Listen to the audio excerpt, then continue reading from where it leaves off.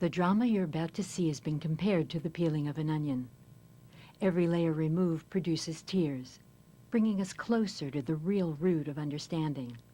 There's no script, no ambush, no actors. There are two therapists who happen to be mother and son.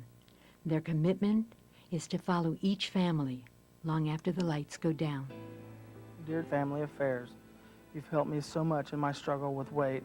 Through your aftercare program, I've lost more than 250 pounds, and I've gained a new life. I'm on the road to recovery, but there's been a tremendous setback for my family and me. My mother died suddenly, and a huge part of my family died with her. I'm trying to cope, but it's very painful. She was the backbone of our family. My dad and brother have been hit the hardest. Will you please help me again? Scott.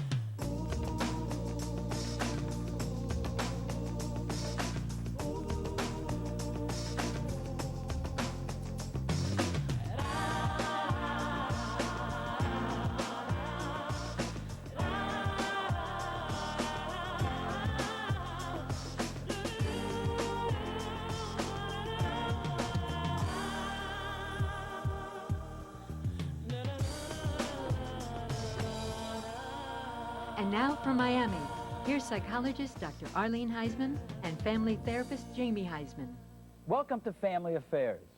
You know, Mom, I tell my clients, which aren't that far removed from the womb, that the safest spot for a child and for a person ever in their lifetime is inside a mother's womb. They're actually getting the chemicals, the chemistry, the fluid. They're being fed for 9 solid months and they feel safe. The hormones, too. And the hormones, too. When I gave birth to you, I thought you're the most wonderful thing in the world that ever happened to me. And I just nurtured you and held you. I was so enthralled with the fact that I had a son, I cannot tell you. I don't think the moms and the kids know how powerful that bond really is. Jamie, you hope that you have the kind of mother that's not pouring alcohol down her throat, smoking cigarettes, taking dope. So that bond is strong, that bond is intense, that bond is universal, that bond is everywhere, and that bond is in our story today. I know. We'll meet Scott, who asked us to help him cope with the devastating death of his mom. This loss has all but buried his entire family, who are riddled with guilt, anger, depression, alcoholism, and abuse. The woman in the center of this real-life soap opera was Joy Sweat, a mother who died 3 years ago. She had been very sick and passed out while taking a bath, drowned in her own bathtub. Well, since her death, the whole family has felt that a part of them drowned along with her. Today, we invite you to go inside the minds and deep into the hearts and souls of this very distraught family. We'll work with Scott, a man who almost ate himself to death after his mother died. You had lost a lot of weight. You had a treatment center that really felt connected to you. But when your mom passed away, all that ended. Part of me died. And with his father, who buried himself in his grief. The first time I ever saw her, I fell in love with her. And you always will be, I guess. That's why we don't take my ring off today. Because when I take it off, she's dead. She's gone. And we'll begin to help Scott's brother tear down his thick wall of guilt and shame. I couldn't do what I was trained to do. And I feel like I let her down. And we'll help Scott's sister-in-law handle the tremendous weight of this family in crisis. It's like everything's unloaded on top of me. I do everything that I could possibly do for any one of them. When I see them, Yet this is all seen through the eyes of the man who wrote us his plea, Scott. when I see them in their hurt and their pain, and they won't talk, I don't know what to do. And when we come back, Scott's story, saying goodbye to Mom. When I came here the first time, We were worried about and right after the show, I got very depressed and I was going to kill myself. Can you tell us why? Can you track that? Bring us that? It wasn't happening fast enough. And I didn't think it was going to happen. But it did, thanks to Jamie Heisman. Jamie Heisman, the Laura George. director of our aftercare program. It helped, that worked for you. And if it hadn't been for his support and Laura's and basically my family and friends and everybody I've met at the hospital, I wouldn't be here. You know, Mom, I've worked with Scott for the past 3 years. I met him on the Geraldo show, and I've placed him in 3 different treatment centers so far. He's been one of the most difficult cases I've ever worked with, but also one of the most heartwarming. I remember like it was yesterday, though, when his mother died, and he was in a treatment center thousands of miles away. That's a very traumatic time. If you remember, of course you do, because you were there. My mother died like that, very unexpectedly, and I wasn't there. I was several hundred miles away, and that was a terrible feeling to know that I had missed that last time with her. Well, if anyone can relate to being hundreds of miles away when your mother dies, it's Scott. Why'd you write a letter to Family Affairs? I would like to see my father, my brother, get some help. At least I have had people to talk to.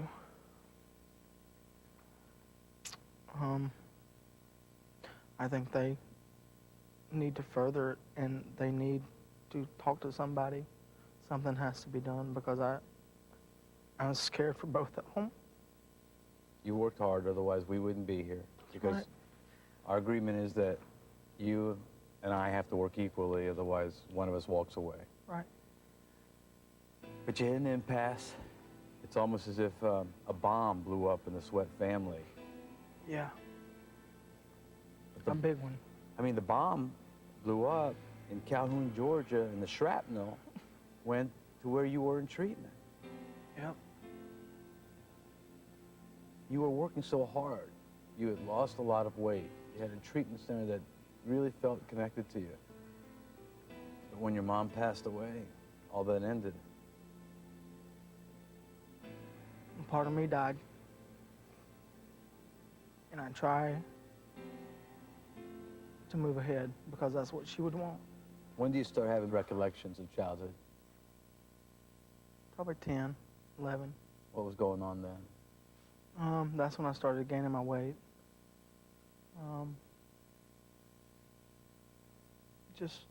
I mean, I can't say it was a normal childhood, you know, we've talked about it before. What do you mean? Just with dealing with the weight and dealing with the outside, the kids, and how I was treated, and, you know, she told me everything was going to be okay. Was there depression? Was there alcohol, drugs? What were they in the Sweat household at the time? In my teen years, my parents drank. Drank? Household drank? Liquor. How much liquor? A lot. A lot. I don't know. I mean, I can't put a amount on it. Maybe that's how they dealt with my pain. You think it was your fault that they drank like that? Possibly. That's a pretty powerful guy. You can create diseases now. Yeah. Walking, talking people, making cancer happen doesn't really happen. Alcoholism is a disease. Yeah. You know. Well, I know that my grandparents, both my grandfathers were alcoholics, so I know it's hereditary. And the funny thing, my mom never took a drink till she was 39 or 40 years old. I wasn't abused or anything like that. Nothing like that ever happened. I was taken care of. Things were done like they were supposed to do. I think that my weight, it had a toll on me with nervousness. How do you mean? Describe for me. Tell me what you mean by that. If they would drink too much and start arguing or something, I would get nervous and go to my room, and I would eat. I would take things in there and eat while I'd stay there and watch TV. So food became a friend. Right. It was a coping mechanism. It was comfort. Scott, how about Tim? What do you want us to do, and where do we begin that journey?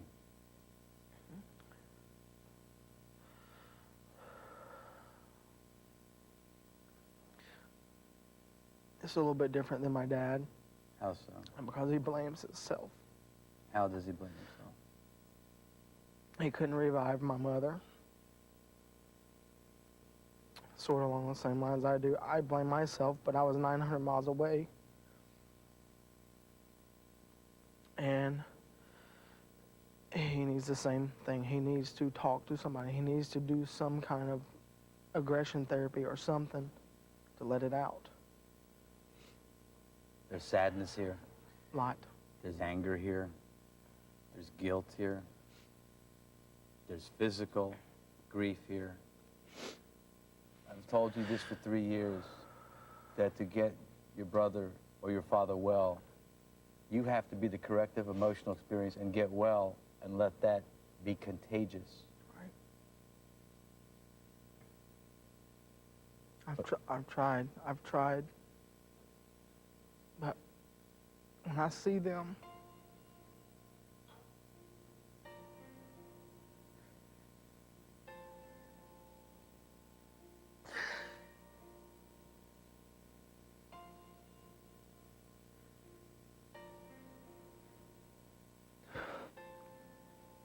in their hurt and their pain, and they won't talk, I don't know what to do. So I try some of the things I've learned in treatment, but it don't help. What do you want us to do with Wesley, your dad, and how would you characterize he is today for us to begin that journey? I just think he really needs to sit down and talk to somebody and really express how he feels deep inside. And as for how he is today, every day a little more dies. Well, when we come back, we'll meet Scott's father, who stopped living the day his wife died. The night she left here, I left with her. Welcome back to Family Affairs. Jamie, we've been talking so much about Scott's mother and her death and the grief of the family. Let's explore Scott's father's role in this. Mom, Scott's father was so devastated after the death that everybody looked to him for answers, especially Scott, and nobody heard any coming. He was paralyzed from pain and anxiety and fear. There were some early memories that maybe have to do with why it's so difficult for you to get in and out of this grief process that you're in. Well, I mean, I can go back and remember back to when I, at least 4 years old. 4 years old. My mother left me.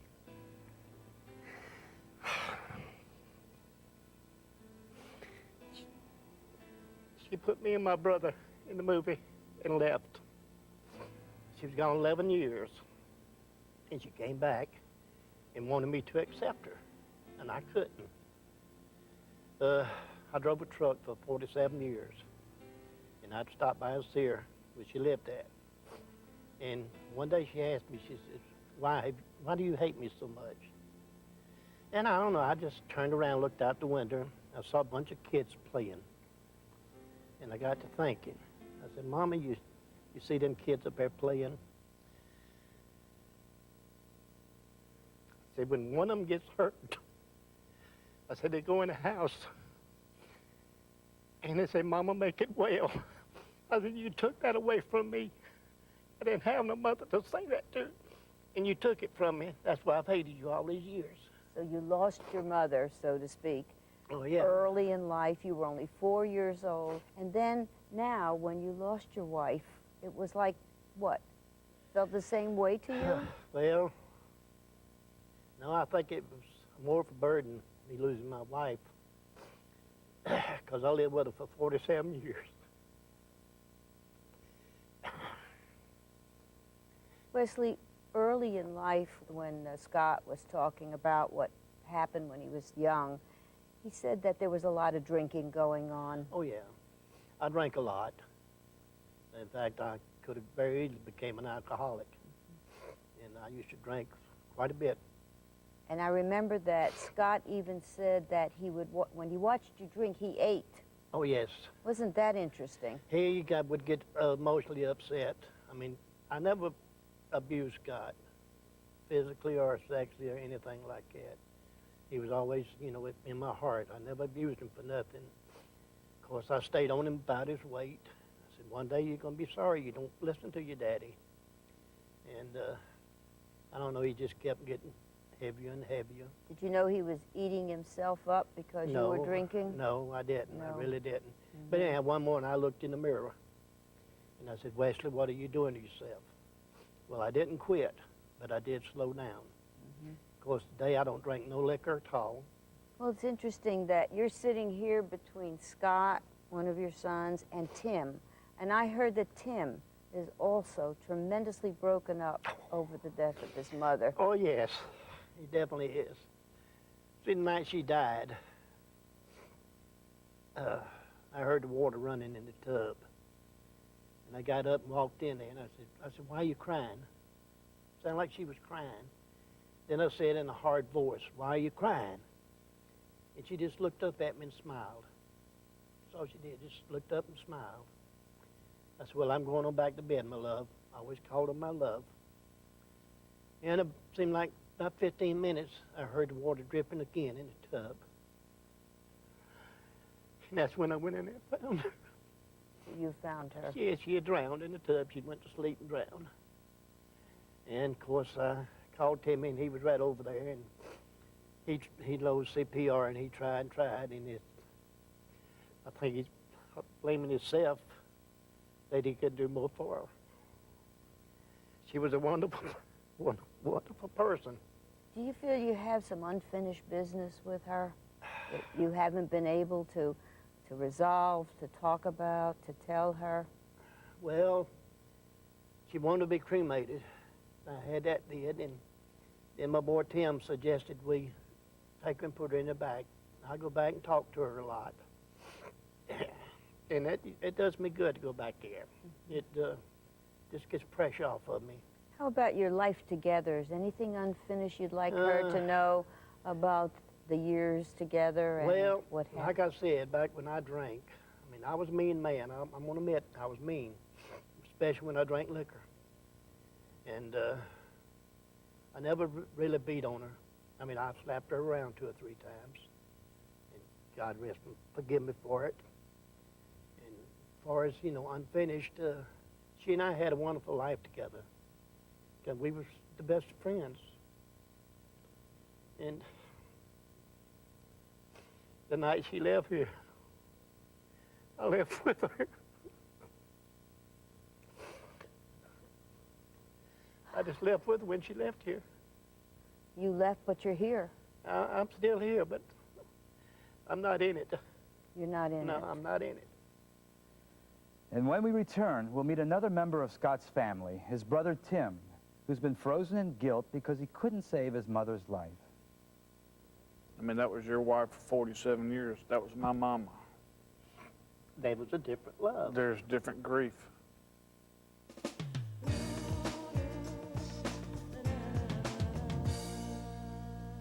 Welcome back to Family Affairs. You know, Mom, you were hundreds of miles away when I was with Grandma when she died.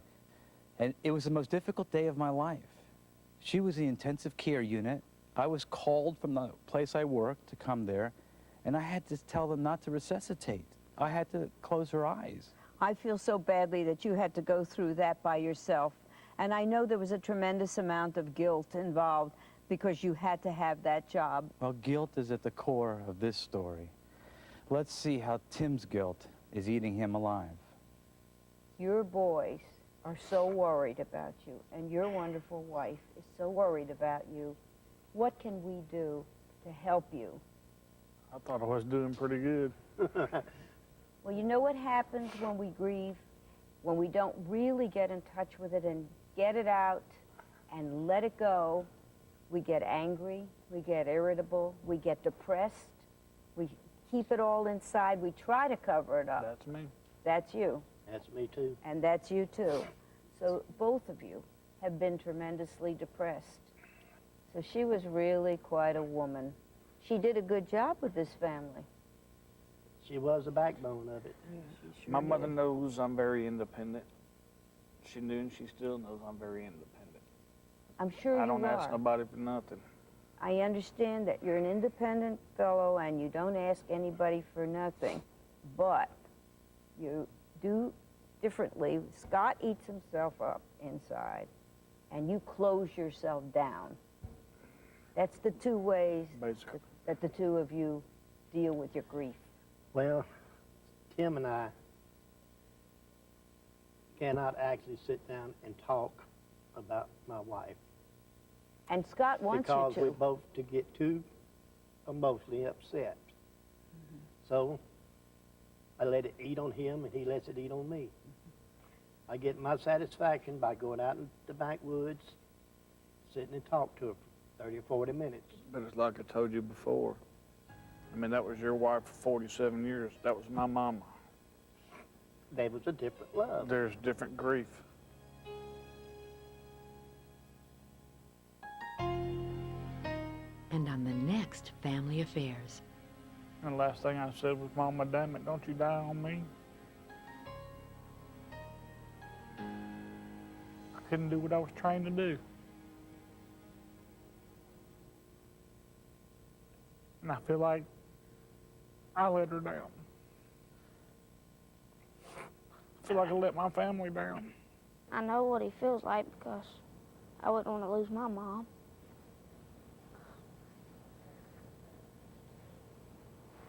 Scott, what can we do to cut you loose so that you can go on and get well?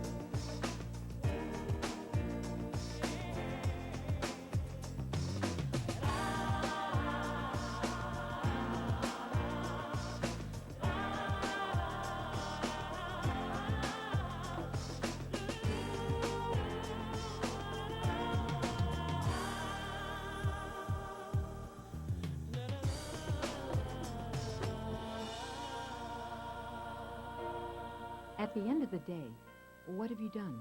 Have you made a difference in your life? Have you made a difference in a child's life? Have you made a difference in a family or friend's life? At the end of the day, what have you done?